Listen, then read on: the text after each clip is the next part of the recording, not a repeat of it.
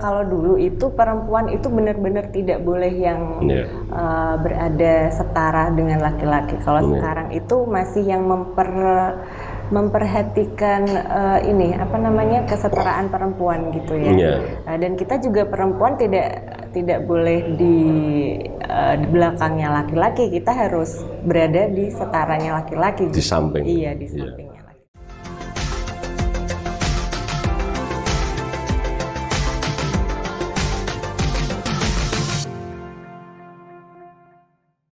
Assalamualaikum warahmatullahi wabarakatuh. Jumpa lagi bersama saya Bang Kumis, kupas masalah dan isu. Para sahabat Bang Kumis, hari ini saya menghadirkan narasumber yang lain daripada yang lain, yaitu seorang anggota dewan yang paling cantik yang saya temui, yaitu anggota DPRD Kabupaten Pati di Komisi B, yaitu Mbak Yeti Kristianti, sarjana manajemen dan sebentar lagi magister manajemen. Sudah di sebelah saya, yaitu Mbak Yeti Kristianti. Assalamualaikum warahmatullahi wabarakatuh, Mbak Yeti. Bang Kumis. Sehat? Sehat, alhamdulillah. Alhamdulillah. Kesehatan apa yang dilakukan Mbak Yeti dengan adanya COVID-19 sekarang ini? PPKM ini, alhamdulillah dengan adanya PPKM ini saya masih sibuk ngantar seperti biasa. Dan ada juga beberapa kegiatan yang dilakukan di rumah. Dan karena ini masih PPKM anjuran dari pemerintah itu kan vaksin juga. Saya mewakili karena perwakilan dari rakyat saya menghimbau masyarakat, mengingatkan istilahnya ngopiai masyarakat untuk segera vaksin yang sudah disediakan sama pemerintah daerah. Dan kebetulan juga ini baru menyelesaikan studi akhir di Undip. Di MM ini kebetulan sebentar lagi sidang, jadi bolak-balik gitu ya, bolak-balik ke Semarang juga ketemu dosen, biar cepat selesai juga. Mumpung ini masih agak senggang gitu waktunya. Untuk S1-nya di mana? S1-nya di Udinus di Semarang juga. Iya, betul. Kemudian jenengan ini kan seorang nelayan, tapi nelayannya bukan yang cari uang, tapi mengordinir kapal-kapal gitu ya. Jadi orang Juwana ya, betul? Iya, betul. Kemudian usahanya di perkapalan, yaitu berkaitan dengan nelayan itu, apakah terganggu dengan adanya COVID-19 ini, Pak? Alhamdulillah kalau di bidang perikanan, alhamdulillah tidak ada dampak PPKM ini ya, karena kerjanya kan di laut juga ya. Iya. Tapi nggak pernah ikut masuk laut kan? Belum. Pernah waktu itu cuma sampai pintu gerbang lautnya aja. Gitu. Udah pusing. Ya pusing ya. Tapi yang jelas karyawannya banyak, kemudian yang penting itu setiap kali sandar itu dapat ikan yang banyak dan uangnya melimpah. Iya, alhamdulillah. Mbak Yeti ini kan dulu ini sebagai karyawan Bank BNI, betul ya? Iya, betul. Kemudian kan dari sisi ekonomi, jenengan juga sudah pengusaha atau nelayan yang sukses. Kemudian apa yang mengobsesi kemudian masuk di politik dan nyalon anggota dewan dan memilih anggota dewan sebagai anggota dewan Partai Gerindra, Mbak Yeti? Jadi sedikit cerita dulu, itu pernah masuk di suatu bank negara. Itu selama 1 tahun. Ini saya ke situ karena ingin melatih kedisiplinan. Karena kalau kerja di bank itu kan bangun pagi gitu kan, bangun pagi pulang malam, terus abis itu baru 1 tahun pas itu keluar dari bank. Dan saya itu waktu itu pengen banget punya presiden seperti Bapak Prabowo. Saya mengidolakan Pak Prabowo banget gitu kan. Terus dari segi nasionalisnya Bapak Prabowo ini tinggi dan peduli sama masyarakat kecil gitu kan. Terus dari situ saya juga dikenalkan sama Pak Hardi kan yang di ketua DPC Pati, dan dari situlah saya berangkat dari Partai Gerindra gitu atas kecintaan saya terhadap Bapak Prabowo juga. Gitu ya, yang mengobsesi kemudian masuk di politik itu ternyata Pak Prabowo. Sehingga pendukung-pendukung Pak Prabowo banyak yang apa itu dari unsur perempuan, kemudian yang cantik-cantik seperti Mbak Yeti. Saya kira Pak Prabowo 2024 jadi. Iya, semoga saja ya. Iya. Kemudian jenengan ini kan mewakili daerah pemilihan Juwana ya. Juwana kemudian Trangkil dari Jaksa dan Batangan. Oh, saya juga bisa nanti bantu karena saya punya saudara yang ada di Trangkil iya? juga. Boleh. Kemudian jenengan ini kan pengusaha perkapalan ya, mencari uang di laut. Sekarang ini apakah usaha itu tetap dipegang oleh Mbak Yeti sebagai anggota dewan? Kan juga jenengan ini sibuk di perdewanan begitu. Iya, di perdewanan. Alhamdulillah sekarang kita bagi tugas aja sih Pak, karena di keluarga gitu ya, kita saling bagi tugas aja gitu supaya tidak terlalu ini ya nanti kocar kacir gitu kan. Jadi bagi tugas aja kita sekarang. Manajemen keluarga. Iya betul. Kemudian untuk S2-nya ini kan kemudian sudah di fase apa itu sekretaris sudah ya ini? Udah. Ya. Sudah RUPT, tinggal sidang besok. Oh gitu ya. Dan pasti lulus ya. Insya Allah. Kemudian setelah S2, kemudian apa tidak melanjutkan untuk di doktoral untuk yang S3? Kalau doktoral kayaknya S2 lagi deh, yang S2 hukum, iya ketatanegaraan, kota Pemda gitu. Ada kemarin, saya sudah nanya juga di beberapa universitas. Mbak Yeti ini sebenarnya kalau saya lihat itu macamnya bukan sebagai anggota dewan, tapi sebagai artis. Barangkali nanti DPP melihatnya Mbak Yeti ini dikira nanti artis dari Jakarta, bukan anggota dewan di Pati. Kemudian Mbak Yeti, jenengan sebagai anggota dewan pertama kali ya, jenengan nyalek tahun 2019. Langsung jadi.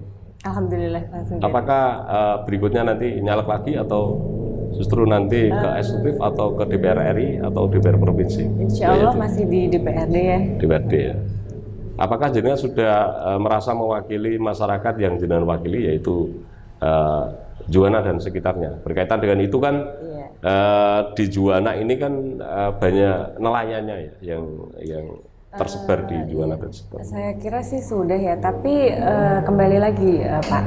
Jadi kita itu tidak bisa memuaskan semua pihak. Jadi sebagaimanapun kita itu tetap nanti ada kritik yang masuk juga. Tapi dengan itu pun nanti kita jadi lebih yang up gitu kan.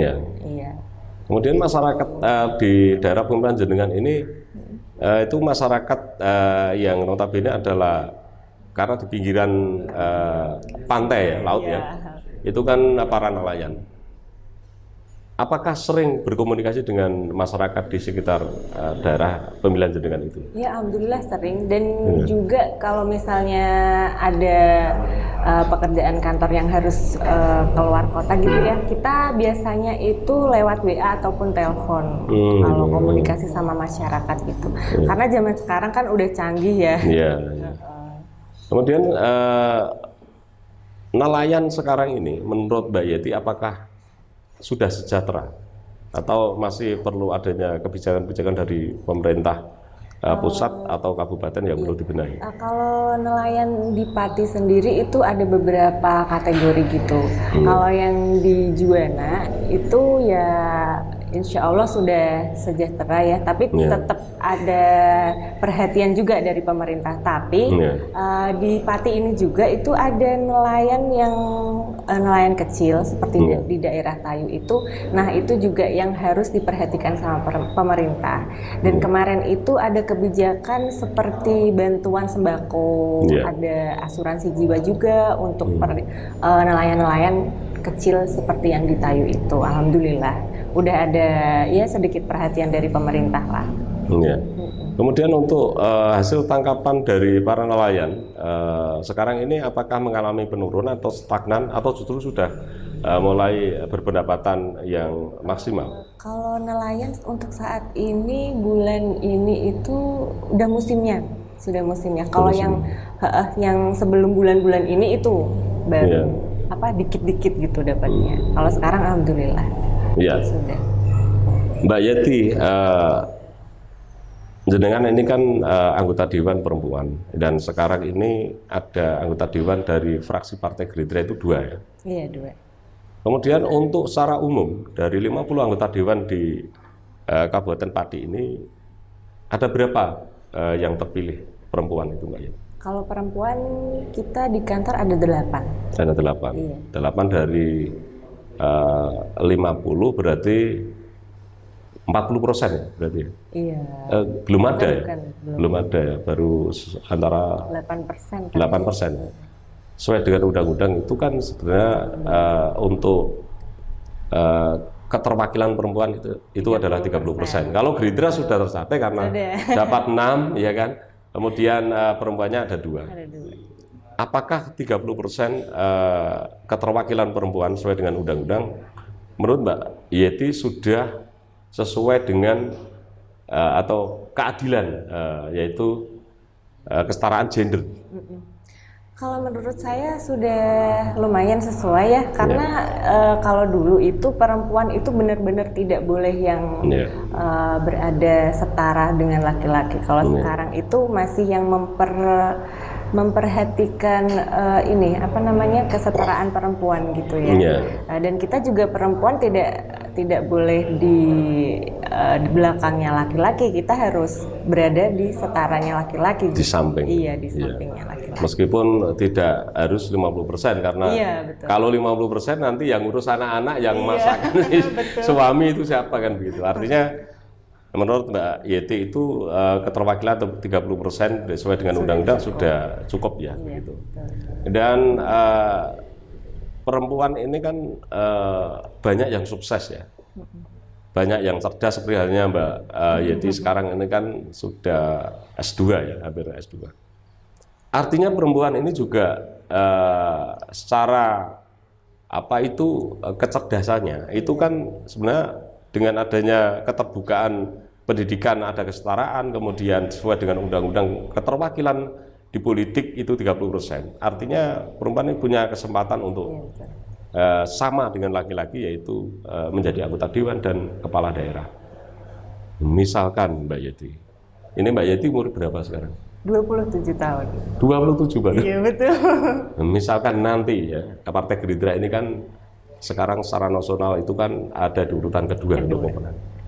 Ketika Pak Prabowo Subianto yang notabene adalah ketua umum dan ketua Dewan Pembina memberi rekomendasi Mbak Yeti untuk nyalon bupati atau wakil bupati Pati, sudah siap apa enggak? Siap belum?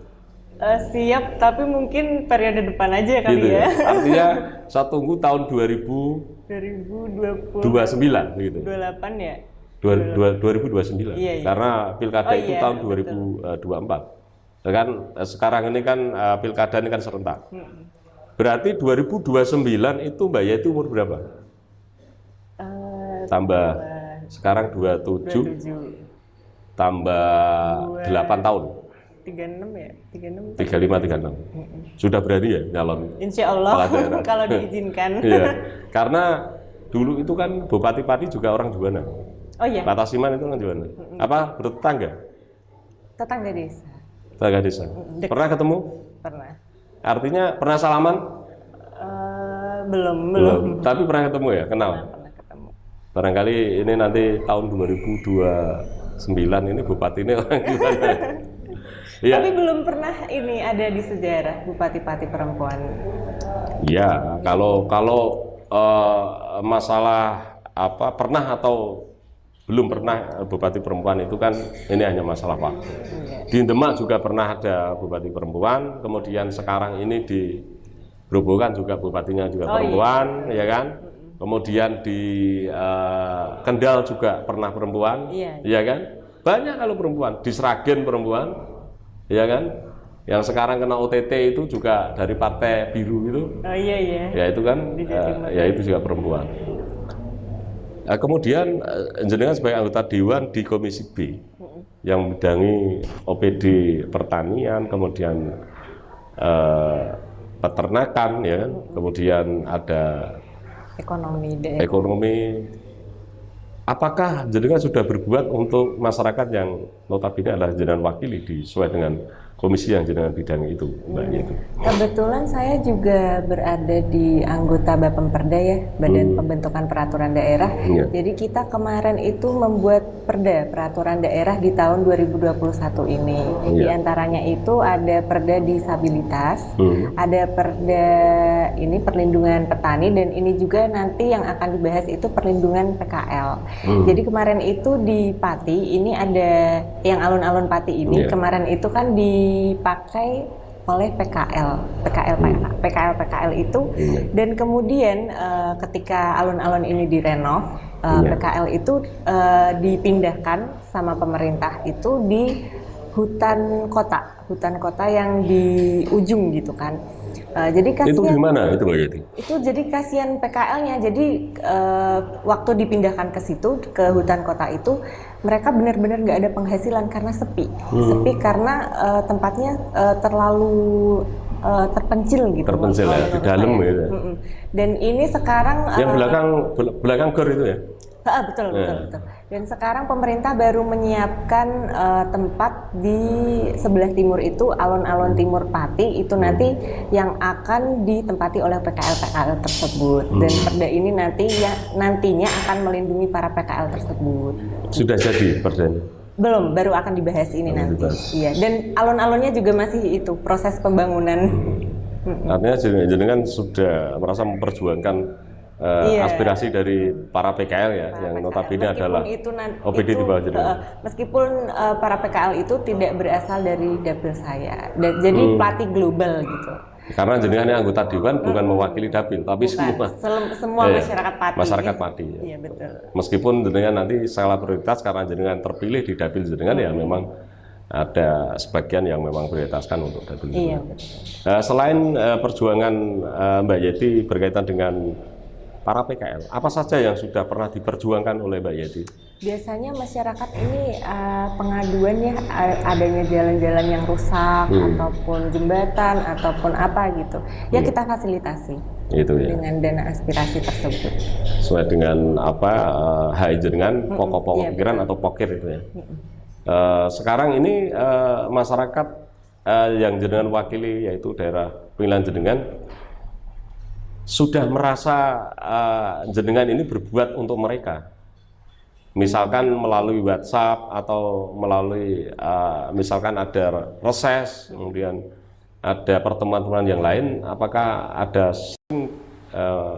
masyarakat itu mengeluhkan yang belum dicapai atau yang sudah dicapai, Mbak Yeti? Kalau masyarakat seringnya melalui reses kita, ya? ngadu gitu kan. Dan kebanyakan itu di sana itu soal PDAM malah, PDAM yang susah gitu. Padahal di Pati ini sudah termasuk musim hujan ya, tapi di sana itu kadang masih kekeringan air, kurang air gitu di Batangan dan Juwana ini. Dan kebetulan ini juga kemarin sudah difasilitasi sama gubernur juga adanya pipa. Jadi kalau di Terangkil ini kan kelebihan air. Kalau di Juwana sama Batangan kan kekurangan air. Jadi air yang di Terangkil ini disalurkan nanti ke Juwana dan Batangan. Dan ini masih proses ini pengerjaan. Iya. Berarti Mbak Yeti hampir setiap saat itu selalu memikirkan apa konstituen yang jenengan wakili. Jenengan ini sebenarnya kan masih muda kan umur 27 tahun dan masih single ya Mbak Yeti. Masih single. Malah enggak. Nah sekarang ini kalau jenengan selalu berpikir untuk masyarakat terus ya kapan nikahnya ya? Sedikasinya aja. Iya. Tapi sudah punya calon ya tentunya seorang. Kalau orang seperti Mbak Yeti saya kira itu banyak laki-laki yang sebenarnya kepingin mendekat tapi nggak berani karena jenengan sebagai anggota dewan malah orang ini semakin takut mau dekat. Mbak Yeti, untuk jenengan sebagai pengusaha perikanan, gitu, dengan jenengan sudah masuk di politik kemudian menjadi anggota dewan, usahanya ini semakin maju atau justru stagnan atau berkurang? Jadi kalau kita menjalani dua hal gitu ya, Pak. Jadi mesti ada salah satu yang tidak maksimal. Gitu ya. Karena jenengan terkonsen pada wakil rakyat sekarang, usahanya agak ditinggalkan. Tapi orang tua juga punya usaha seperti itu. Iya, sama. Sama Jadi ya. usaha keluarga. Keluarganya, maksud saya orang tuanya, mama, papa masih muda ya tentu ya. Anak pertama atau anak kedua dari 3 anak bersaudara. Iya, saya kira seusia saya lah bapak jenengan. Karena anak saya juga seusia jenengan. Oh, iya. Baik Mbak Yeti, untuk kedepannya itu apakah punya usaha lain selain di perikanan itu tadi? Rencana Menggalang sih usaha. mau membuka usaha ya untuk mempekerjakan nanti konstituen-konstituen gitu, yang gitu ya? yang membutuhkan pekerjaan juga. Rencana sih begitu, masih nyari lahan. Selalu mikir masyarakat terus. Iya. Ini anggota dewan memang harus seperti itu. Ketika jenengan sudah siap menjadi anggota dewan, karena anggota dewan itu adalah representasi masyarakat yang memang siap. Jenengan harus siap. Iya, siap Harus untuk bisa apa aja ya juga. datang itu kemudian mengeluh. Datang mengadu kan begitu. Mbak Yati, apa yang merasa belum tercapai dari seorang Yeti Kristianti? Kalau jenengan itu, kalau masih muda itu, biasanya orang masih muda itu berpikirnya itu cita-citanya tinggi biasanya. Beda dengan orang-orang yang sudah berumur. Ya itu tadi yang belum tercapai, mau membuka lapangan pekerjaan untuk orang-orang di sekitar. Masih baru diperjuangkan, belum tercapai. Gitu. Selalu mikir masyarakat terus. Kemudian Mama Papa jenengan ini mendukung ya, jangan masuk di politik seperti ini. Kalau orang tua selagi itu baik untuk saya dan keluarga, tetap mendukung. Gitu ya. Iya. Dan ada keluarga yang kemudian di politik selain Mama Papa? Kebetulan belum ada. Belum ada ya? Basicnya pengusaha semua. Pengusaha semua ya, ngumpul duit terus. Ya. Tapi ini sekarang orang tua jenengan tentu bangga karena sekarang sudah punya anak yang masih muda tapi berpikirnya selalu bagaimana bisa membantu orang lain. Ini luar biasa. Dan saya kira ini kalau misalkan DPD dan DPP tahu bahwa ternyata punya kader perempuan yang cantik, energik, kemudian selalu bercita-cita untuk memenangkan Partai Gerindra, dan ini pengagum berat Pak Prabowo. Kemudian Mbak Yeti, apa yang menurut jenengan sudah dicapai sebagai anggota dewan? Yang udah dicapai alhamdulillah sudah ini ya, mewakili, menjembatani masyarakat, aduan masyarakat untuk disampaikan ke pemerintah daerah. Itu ya. Karena ini kan di Pati ini kan punya pimpinan dewan, karena dapat 6, tentu suara anggota dewan kalau ada yang mewakili di unsur pimpinan dewan itu kan agak didengarkan oleh pengambil kebijakan, yaitu Bupati Pati. Betul. Menurut Mbak Yeti, apakah Bupati Pati ini sudah sesuai dengan program-program kerjanya, sesuai dengan harapan dari seorang Yeti Kristianti?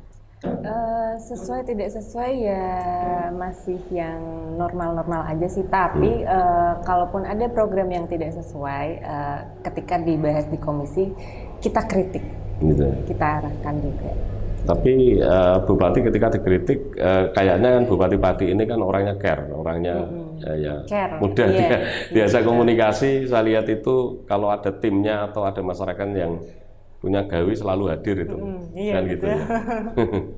Ya ini kan karena 2 periode berturut-turut Bupati Pati ini Pak Arianto kan sudah tidak mencalonkan lagi sebagai Bupati yang berikutnya, gitu. Kalau jenengan Mbak Yeti Kristianti ini siap mencalonkan diri sebagai Bupati Wakil Bupati tahun 2029, artinya 2024 ini harus mendukung. Ketua DPC ini harus didorong agar supaya bisa maju gitu. Karena Pak Hadi ini kan keluyutan di partai, menjadi anggota dewan juga 2 kali periode berturut dan selalu sebagai wakil ketua DPRD Kabupaten Pati. Mbak Yeti, untuk daerah Juwana, kemudian Trangkil dan seterusnya itu kan sebagian besar nelayan dan petani. Kayaknya ke depan ini untuk daerah itu ada pembangunan, ada perencanaan, saya dengar itu pembangunan tempat pelelangan ikan. Apa benar itu di daerah Pati, Trangkil sana? Oh iya, TPI. ada. Betul ya? Di Jibana. Artinya itu kan nanti kemudian bisa mendorong masyarakat secara ekonomi, karena tempat pelelangan ikan itu kan kemudian banyak kapal-kapal yang standar di sana, kemudian nanti pedagang, kemudian para investor itu sudah masuk.